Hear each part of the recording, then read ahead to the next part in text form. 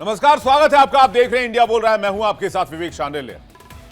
Donald Trump के लिए अगर एक लाइन कही जाए तो गलत नहीं होगी। ऐसा कोई सगा नहीं जिसको डोनाल्ड ट्रंप ने ठगा नहीं। डोनाल्ड ट्रंप अब इजराइल और हमास यानी कि इजराइल फिलिस्तीन के बीच सीजफायर कराना चाहते हैं। लेकिन क्या आपको पता है कि डोनाल्ड ट्रंप का असली मकसद नोबेल पीस प्राइज प्राप्त करना है? क्योंकि यह सीजफायर होने से रहा, हो सकता है एक आध हफ्ते के लिए हो जाए, जब तक कि पीस प्राइज का ऐलान ना हो और दोबारा से जंग शुरू हो जाए। क्योंकि डोनाल्ड ट्रंप शायद भूल गए हैं, नेतन्याहू ने कसम खाई है जब तक एक भी हमास का आदमी जिंदा रहेगा, बेंजामिन नेतन्याहू नहीं रुकेंगे, इजराइल नहीं रुकेगा। तो डोनाल्ड ट्रंप सीज फायर के लिए 21 सूत्रीय एजेंडा कैसे लेकर आए? इस एजेंडे में कई पेच हैं। मसलन पहला जो सबसे मुख्य और इंपॉर्टेंट पॉइंट है, जो बिंदु है, वो ये है कि सीजफायर के 48 घंटे के अंदर हमास सभी इजरायली बंधकों को रिहा करेगा। अगर हमास ने सभी बंधकों को रिहा कर दिया तो फिर उसके पास बार्गेनिंग पावर क्या रह जाएगी? फिर तो इजराइल चुन चुनकर हमास के सभी लोगों को खत्म कर देगा। इजराइल अभी तक इसलिए रुका हुआ है क्योंकि इजराइल को बंधक नहीं मिले। दूसरा इंपॉर्टेंट पॉइंट यह है कि हमास के 150 से 200 आतंकियों को जो आजीवन कारावास की सजा काट रहे हैं, उनको इजराइल रिहा करेगा। तो मैं ट्रंप साहब से यह पूछना चाहता हूं कि ट्रंप साहब, इजराइल तो हमास का खात्मा चाहता है, फिर वो 200 आतंकियों को क्यों रिहा करेगा और उनको जिंदा क्यों छोड़ेगा?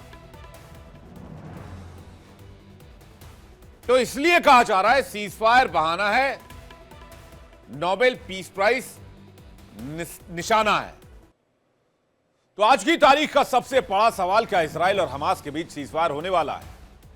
क्या ट्रंप गाजा वॉर रुकवा देंगे या फिर यह पूरा ड्रामा ट्रंप के नोबेल पीस प्राइज के लिए किया जा रहा है? इसे समझना होगा। सितंबर अक्टूबर में नोबेल प्राइज की नॉमिनेशन प्रोसेस शुरू हो गई थी। इस बार अमेरिकी राष्ट्रपति डोनाल्ड ट्रंप की वजह से नोबेल प्राइज ज्यादा चर्चा में है, क्योंकि ट्रंप खुद को नोबेल प्राइज का कंटेंडर मानते हैं और अपने मित्र मुल्कों को कई बार उन्होंने प्रेशराइज किया, दबाव डाला कि वो उनको नॉमिनेट करें, जैसा कि इजराइल और पाकिस्तान ने नॉमिनेट भी किया। यानी कि खुद को नोबेल के काबिल बताने का कोई मौका नहीं छोड़ा या बतवाने का कोई मौका भी नहीं छोड़ा। यहां तक कि ट्रंप ने नॉर्वे में खुद फोन करके नोबेल शांति पुरस्कार मांग लिया। अच्छा, डोनाल्ड ट्रंप को लगता है 2025 में उन्होंने 7 बड़े युद्ध रोके हैं, जिसकी वजह से उन्हें नोबेल पीस प्राइज मिलना चाहिए। अब ये 7 बड़े युद्ध कौन से हैं? इसमें भारत पाकिस्तान का संघर्ष भी शामिल है, जबकि भारत और पाकिस्तान दोनों डिनाई कर चुके हैं। थाईलैंड कंबोडिया संघर्ष शामिल है, जिसमें थाईलैंड कंबोडिया कह चुके हैं कि हमने आपस में ही विवाद सुलझा लिया। आर्मेनिया अजरबैजान को, हां बेशक उन्होंने व्हाइट हाउस में बुलवाया था और डील साइन करवाई थी। इसके अलावा कोसोवो सर्बिया विवाद, इस्राइल ईरान युद्ध, मिस्र इथोपिया विवाद और रवांडा कांगो संघर्ष।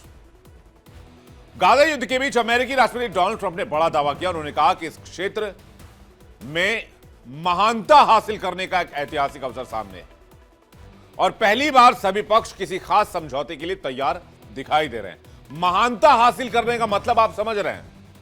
वो कह रहे हैं मुझसे महान फिर कोई नहीं होगा अगर मैंने ऐसा कर दिया। ट्रंप ने अपने सोशल मीडिया प्लेटफॉर्म ट्रुथ पर लिखा, हमारे पास मिडिल ईस्ट में महानता हासिल करने का एक बहुत बड़ा मौका है। पहली बार कुछ खास करने के लिए सभी तैयार हैं और हम इसे पूरा करेंगे। लेकिन डोनाल्ड ट्रंप ने यह साफ नहीं किया कि महानता से वो किस ओर इशारा कर रहे थे। वो अपनी बात कर रहे थे, अमेरिका की बात कर रहे थे, या फिर किसकी बात कर रहे थे? कौन महान बनना चाहता है? और इसी चर्चा के दौरान डोनाल्ड ट्रंप ने दावा किया कि अमेरिका ने गाजा संघर्ष को खत्म करने के लिए 21 सूत्रीय एजेंडा दुनिया के सामने रखा है। इस प्रस्ताव में युद्ध विराम, मानवीय सहायता की निर्बाध आपूर्ति और बंधकों की सुरक्षित रिहाई जैसे बिंदु शामिल किए गए हैं। माना जा रहा है कि ट्रंप और इजराइल के प्रधानमंत्री नेतन्याहू के बीच बातचीत होने के बाद ही इन प्रस्ताव को तैयार किया गया। मैं एक बात यहां यह कह देना चाहता हूं कि अगर डोनाल्ड ट्रंप ऐसी कोई भी कोशिश कर रहे हैं तो उसकी तारीफ होनी चाहिए, उसका वेलकम किया जाना चाहिए। लेकिन क्या मकसद वाकई यही है? क्योंकि डोनाल्ड ट्रंप के इस बयान पर अभी दुनिया भर से रिएक्शन आने लग गए। लेकिन सबसे पहले आपको बताते हैं कि ट्रंप को नोबेल मिले, इसके लिए कौन कौन से देश उनके समर्थन में। अव्वल तो पाकिस्तान, जिसने यूएनजीए में ही ऐलान कर दिया कि डोनाल्ड ट्रंप को पीस प्राइज मिलना चाहिए नोबेल का। इसके बाद इजराइल ने बाकायदा रिटर्न में दिया कि हमने भैया ये लेटर भेजा है। फिर Azerbaijan, Armenia, Cambodia, Rwanda, Gabon, अब तक 7 देश ट्रंप को नोबेल के लिए नॉमिनेट कर चुके हैं। हालांकि नोबेल कमेटी नॉमिनेशन की जानकारी 50 सालों तक सार्वजनिक नहीं करती है। तो पहले नजर डालते हैं कि आखिर डोनाल्ड ट्रंप की प्लानिंग क्या है। क्या वो वाकई सीजफायर चाहते हैं? डोनाल्ड ट्रंप ने हाल ही में संयुक्त राष्ट्र महासभा यानी कि यूएनजीए के दौरान अरब और मुस्लिम देशों के नेताओं के साथ एक बैठक की और 21 सूत्रीय एजेंडा पेश किया। यह योजना मुख्य रूप से गाजा पट्टी में चल रहे इजराइल हमास युद्ध को खत्म करने, बंधकों, इजरायली बंधकों की रिहाई सुनिश्चित करने और मिडिल ईस्ट में एक व्यापक शांति बहाल करने के ऊपर केंद्रित है। अमेरिकी विशेष दूत स्टीव विटकॉफ ने इसे Trump 21 point plan for piece in the middle east and Gaza का नाम दिया है। डोनाल्ड ट्रंप ने दावा किया कि योजना ऐतिहासिक ब्रेक थ्रू साबित हो सकती है और वो इजराइल के प्रधानमंत्री बेंजामिन नेतन्याहू से व्हाइट हाउस में चर्चा करेंगे।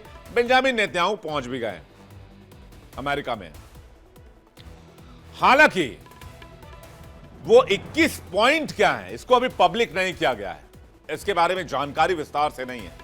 लेकिन कुछ बड़ी बातें सामने हैं, वो मैं आपको जरूर बता सकता हूं। पहली तो यह कि बंधकों की तत्काल रिहाई हो। समझौते के 48 घंटे सभी जीवित और मृत बंधकों को हमास को रिहाई करना होगा। बदले में इजराइल 100 से 200 आतंकवादियों जिन्हें आजीवन कारावास की सजा हो चुकी है, उन्हें रिहा करेगा। स्थायी युद्ध विराम, तत्काल और स्थायी सीजफायर, जिसके तहत इजरायली सेना अपने सभी सैन्य अभियान रोक देगी। इजरायली सेना की चरणबद्ध वापसी, गाजा से इजरायली सेना की धीरे धीरे और चरणबद्ध तरीके से यानी कि स्टेप बाय स्टेप वापसी हो जाएगी, सुरक्षा सुनिश्चित करते हुए। हमास का निशस्त्रीकरण, यानी हमास अपने सभी हथियारों को अरब और अंतर्राष्ट्रीय पर्यवेक्षकों की निगरानी में सरेंडर करेगा। शांति के लिए प्रतिबद्ध हमास सदस्यों को क्षमादान दिया जा सकता है, यानी उन्हें जिंदा छोड़ा जाएगा अगर उन्हें हथियार डाले तो। गाजा का पोस्ट युद्ध प्रशासन, यानी कि गाजा को टैकल कौन करेगा या फिर उसको ऑपरेट कौन करेगा। तो पहला रूल यह होगा, पहली शर्त यह होगी, हमास के बिना गाजा का शासन चलेगा।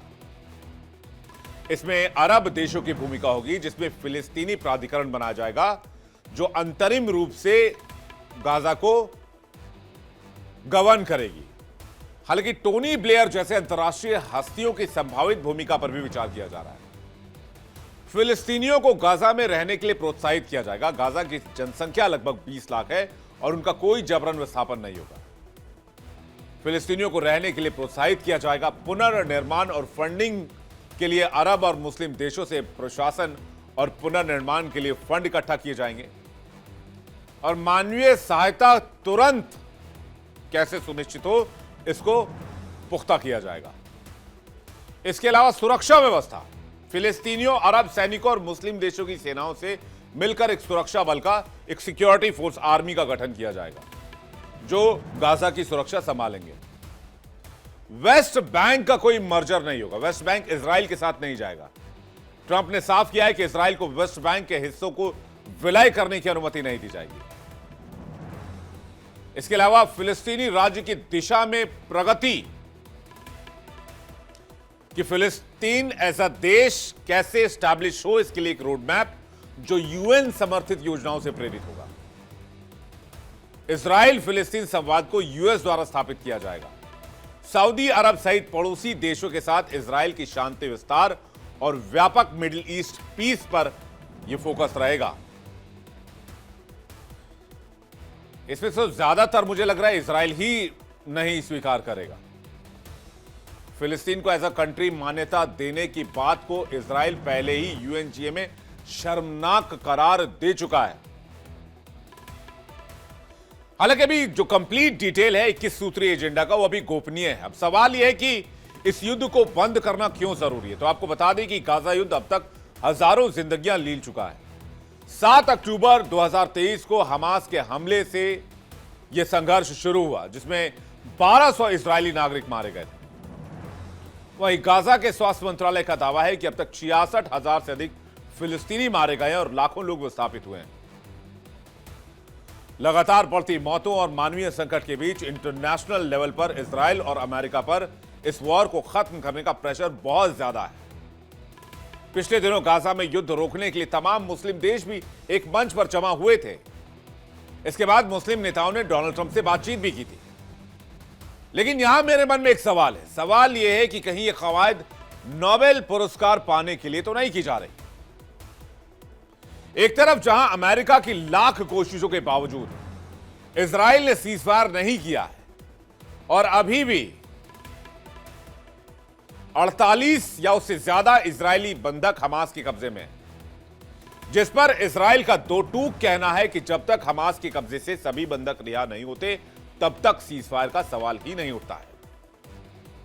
और हां, नोबेल पीस प्राइज की बात करें तो 2025 के नोबेल शांति पुरस्कार की घोषणा 10 अक्टूबर 2025 को नॉर्वे के ओस्लो में नॉर्वेजियन नोबेल समिति द्वारा की जानी है और अमेरिका शांति प्रस्ताव को 1 अक्टूबर से लागू करना चाहता है। तो कहीं ऐसा तो नहीं है कि नोबेल पाने के लिए चंद दिनों का सीजफायर हो जाए और फिर 10 अक्टूबर के बाद जंग फिर से शुरू हो जाए। देखिए, होने को तो कुछ भी हो सकता है, लेकिन एक बात तो साफ है कि आज की तारीख में अमेरिका और डोनाल्ड ट्रंप की बात पर भरोसा करना किसी बड़े जोखिम से कम नहीं है। सीजफायर की बात पर भरोसा करना भी आसान नहीं है। ऐसा कहने के पीछे वजह है इजराइल के पीएम का वो बयान जिसमें उन्होंने साफ साफ कहा है कि हमास के खात्मे के अलावा कोई विकल्प नहीं है। इजराइल के प्रधानमंत्री बेंजामिन नेतन्याहू ने कहा कि उनकी सेना गाजा में हमास के खिलाफ अपना काम पूरा करेगी। कुछ पश्चिमी देश दबाव के चलते गलत बातें कर रहे हैं, इसलिए इजराइल उनकी बात नहीं मानेगा। इसी यूएनजीए में, जिस यूएनजीए का जिक्र यहां किया जा रहा है, इसी यूएनजीए में अपनी स्पीच के दौरान बेंजामिन नेतन्याहू ने नक्शा दिखाकर यह बताने की कोशिश की कि कैसे इजराइल हमास के जुल्म का शिकार हुआ है। उन्होंने इस नक्शे को द कर्स का नाम दिया है, यानी कि एक अभिशाप। नक्शा दिखाकर उन्होंने ईरान, हूती और खास तौर से हमास को निशाने पर लिया। यह वही नक्शा है। इस दौरान उन्होंने फिलिस्तीन को मान्यता देने वालों की कड़ी आलोचना की है और डोनाल्ड ट्रंप जो प्रस्ताव लेकर आए उसमें फिलिस्तीन को एज अ कंट्री मान्यता देने की बात कही गई है। कैसे पॉसिबल है? इतना कॉन्ट्राडिक्टरी कैसे चीजें हो सकती? क्या प्लानिंग कर रहे हैं? क्या खिचड़ी पका रहे हैं? क्या फिलिस्तीन के लोगों को बेवकूफ बनाने की तैयारी? क्या इजराइल को सब कुछ पता है या फिर इजराइल को भी नहीं पता है? क्या पता किसे क्या पता है और क्या नहीं पता है? हां, इजराइल के प्रमुख सहयोगी अमेरिका के प्रेसिडेंट डोनाल्ड ट्रंप की प्रशंसा करते नजर आए। इजराइल के नेता बेंजामिन नेतन्याहू ने अपने भाषण में फिलिस्तीन को राष्ट्र का दर्जा देने को पागलपन करार दिया। उन्होंने कहा कि हाल ही में कई देशों का फिलिस्तीन को देश के तौर पर मान्यता देना शर्मनाक है। हाल के दिनों में ऑस्ट्रेलिया, कनाडा, फ्रांस, ब्रिटेन और अन्य देशों ने फिलिस्तीन को राष्ट्र के रूप में मान्यता दी है। फिलिस्तीन को मान्यता देने के पश्चिमी देशों के फैसले से इजराइल बेहद खफा नजर आ रहा है। बेंजामिन नेतन्याहू ने इस दौरान हमास को जमकर निशाने पर लिया। नेतन्याहू ने कहा, मैं बचे हुए हमास के नेताओं से कहता हूं, हथियार डाल दो, सभी बंधकों को रिहा कर दो। अगर उनको तुम रिहा करोगे तो तुम बच जाओगे और अगर ऐसा नहीं करोगे तो इजराइल तुम्हारा पीछा करेगा और तुम्हें खत्म कर देगा। और डोनाल्ड ट्रंप अपने एजेंडे में बात कर रहे हैं कि इजराइल 200 हमास के आतंकियों को रिहा करेगा। कैसे मुमकिन है? इससे यह बात तो साफ है कि इजराइल हमास के खात्मे तक नहीं रुकेगा। तो फिर ट्रंप सीज फायर का दावा कैसे कर रहे हैं? कौन सा एजेंडा बना रहे हैं?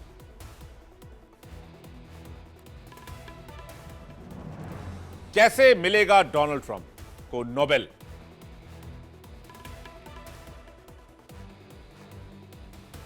अगर ऐसा कहा जाए कि ट्रंप नोबेल पुरस्कार के हकदार नहीं और उन्हें नोबेल पुरस्कार नहीं मिलेगा, तो क्या आप इस पर यकीन करेंगे? दुनिया भर के जानकार यही थ्योरी बता रहे हैं। ट्रंप को शांति पुरस्कार चाहिए, लेकिन उन्होंने शांति स्थापित करने के लिए कोई काम नहीं किया। ईरान इजराइल युद्ध भी अमेरिका की जानकारी में हुआ। अमेरिका को खबर थी कि इजराइल ईरान पर हमला करने वाला है। ट्रंप ने चुनावी रैलियों में वादा भी किया था कि गाजा युद्ध रुकवा देंगे, जो अभी तक नहीं रुका है, बल्कि वो गाजा का नक्शा ही बदलने पर तुल गए हैं। ट्रंप का 7 देशों में सीजफायर का दावा अभी भी पूरी तरीके से सही नहीं है। ना भारत ने माना है, ना पाकिस्तान ने माना है कि युद्ध रुकवाया गया है। हालांकि पाकिस्तान के नेताओं के बयान में विरोधाभास है। पाकिस्तान के प्रधानमंत्री ने यूएनजीए में जाकर कहा कि डोनाल्ड ट्रंप की वजह से युद्ध रुका, जबकि पाकिस्तान के डेप्यूटी प्राइम मिनिस्टर ने कहा कि भारत कभी भी तीसरे देश की मध्यस्थता स्वीकार नहीं करता और नहीं करेगा। नोबेल प्राइज अपने आप में बड़ा इनाम है, बड़ा पुरस्कार है, जिसके लिए वैसा काम करना पड़ता है। कहीं ना कहीं ट्रंप को भी यह बात पता है कि उन्हें नोबेल नहीं मिलने वाला है। ट्रंप कई बार कह चुके हैं, मैं कितने भी युद्ध रोक लूं, कुछ भी कर लूं, मुझे नोबेल नहीं मिलेगा। क्या कहा, खुद सुनवाते हैं। सुनिए डोनाल्ड ट्रंप क्या कह रहे हैं इस बारे में। Well, they should give me the Nobel Prize for Rwanda and if you look the Congo, or you could say Serbia, Kosovo, you could say a lot of them. You could say, I mean, the big one is India and Pakistan. I should have gotten it 4 or 5 times. I should get it for the, I would think the Abraham Accords would be a good one too. Well, they won't give me a Nobel Peace Prize because they only give it to liberals. इस पर बातचीत करने के लिए मेहमानों का एक बड़ा पैनल इस वक्त हमारे साथ जुड़ रहा है। सबसे पहले मेहमानों से आपकी जो है वो तारीफ करा दें। मेहमान इस वक्त हमारे साथ जुड़ रहे हैं। हमारे साथ मेजर जनरल ए के सेवात जुड़ रहे हैं, डिफेंस एक्सपर्ट। बहुत स्वागत है सर आपका। डॉक्टर जाकिर हुसैन थोड़ी देर में हमारे साथ होंगे, अंतर्राष्ट्रीय मामलों के जानकार। प्रोफेसर शांतेश कुमार हमारे साथ जुड़ रहे हैं, विदेश मामलों के जानकार। बहुत स्वागत है शांतेश जी। और डॉक्टर धीरज कौल हमारे साथ जुड़ रहे हैं, इस वक्त पॉलिटिकल जियो पॉलिटिकल एक्सपर्ट है और फाइनेंशियल एक्सपर्ट भी हैं। आपका बहुत बहुत स्वागत है। मैं सिवात सर आपसे शुरू करूं, क्योंकि आपने ये जो दावे हैं बड़ी गहराई से इसका अध्ययन किया और अमेरिका पर आपकी जो बड़ी खास नजर रहती है।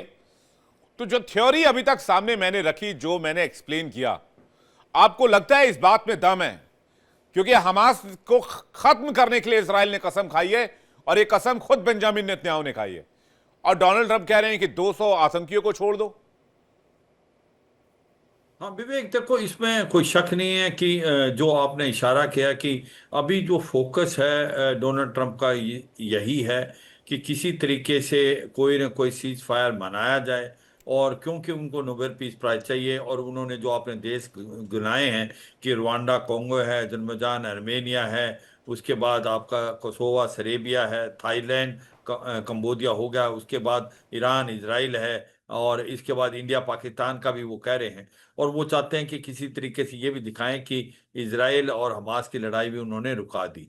मगर क्या ये पॉसिबल है? देखो 2-3 बातें हैं। उन्होंने एक ये प्रेशराइज भी किया कि जो इजराइल के जो प्राइम मिनिस्टर हैं वो कतार के प्राइम मिनिस्टर से बात करें और अप्रोजाइज करें। वो किया उन्होंने कि भाई वो गलती से आपके ऊपर दोहा में हमने फायर किया जहाँ सिविलियन मरे, और ये गलती थी और ये रिपीट नहीं होगी।